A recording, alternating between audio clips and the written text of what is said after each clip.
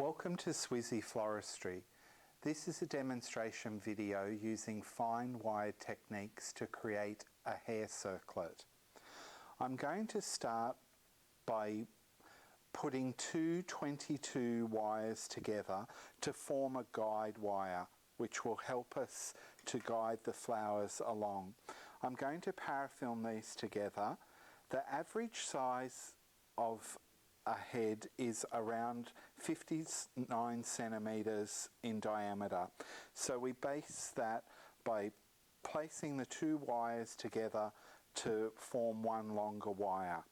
At the very end of the first piece of wire, I take it over and make a small loop in the beginning of the wire, which will form an eyelid that will help close the circlet at the end.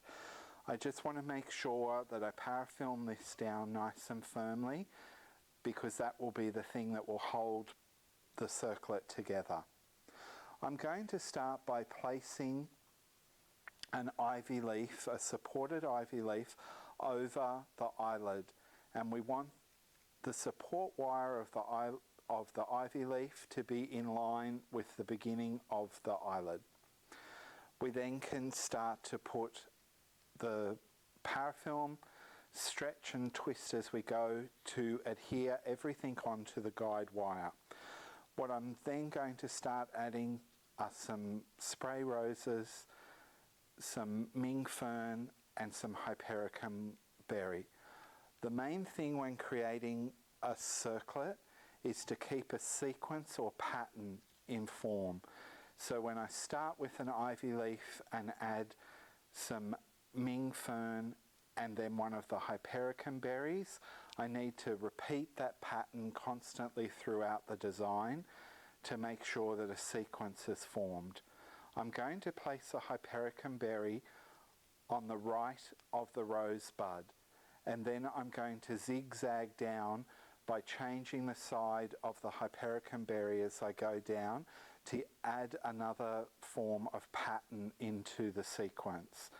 I also have a small decorative item of an organza bow that I'm going to add into this as well. And then I'm going to repeat the placements. The ivy leaf first, followed by one of the spray rosebuds,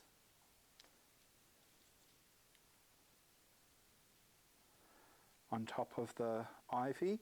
Remember that our flowers are wired, so we can also lift their profile off the leaf by manipulating the wire.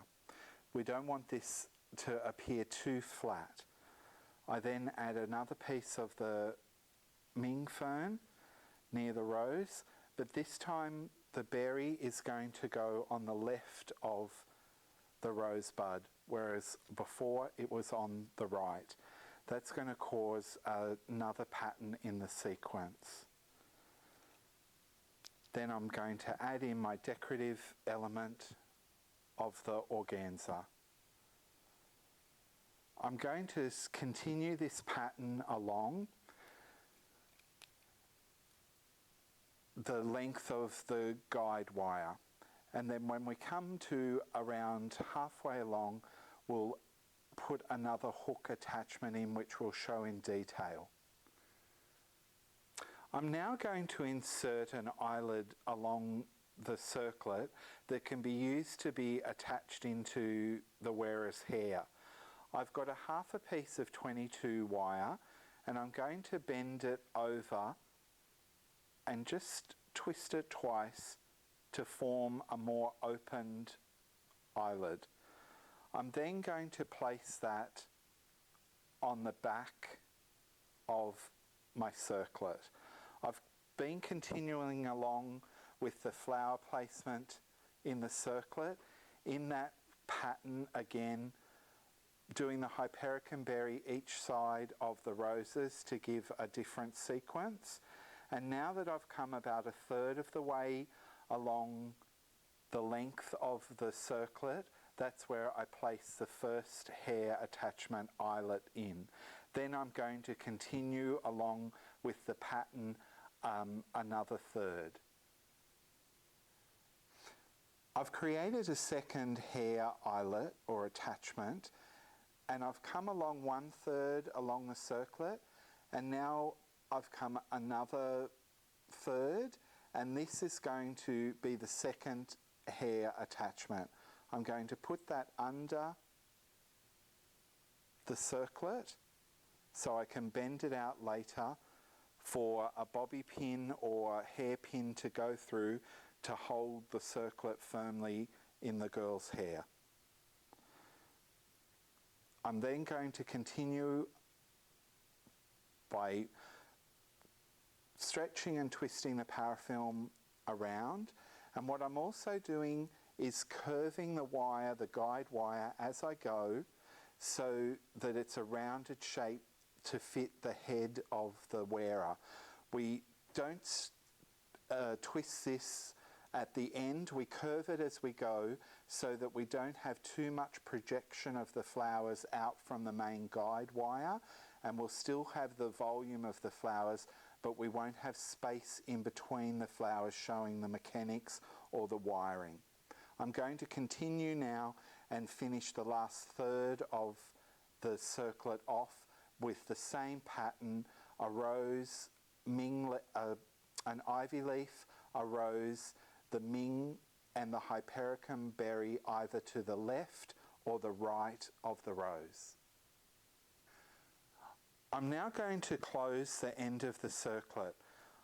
I've lifted the first placement of ivy up to expose the eyelid.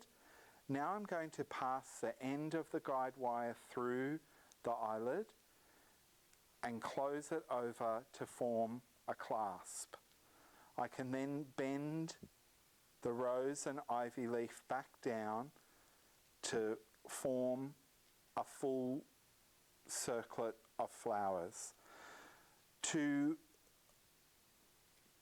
end off or join the circlet together over the clasp, make sure that the sharp ends of the wires are facing outwards and not against the head.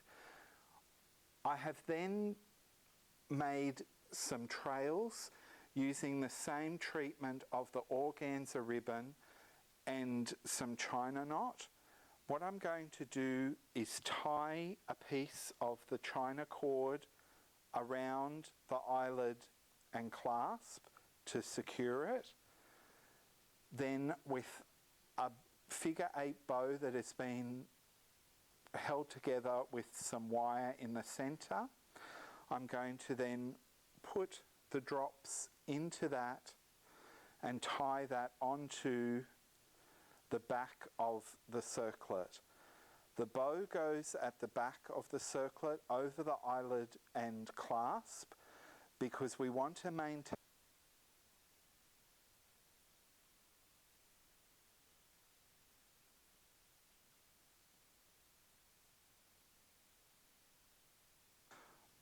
I've secured the eyelid and clasp closed with a piece of the china cord, and now I'm going to put the drops and the ribbon on the back of the bouquet of the circlet.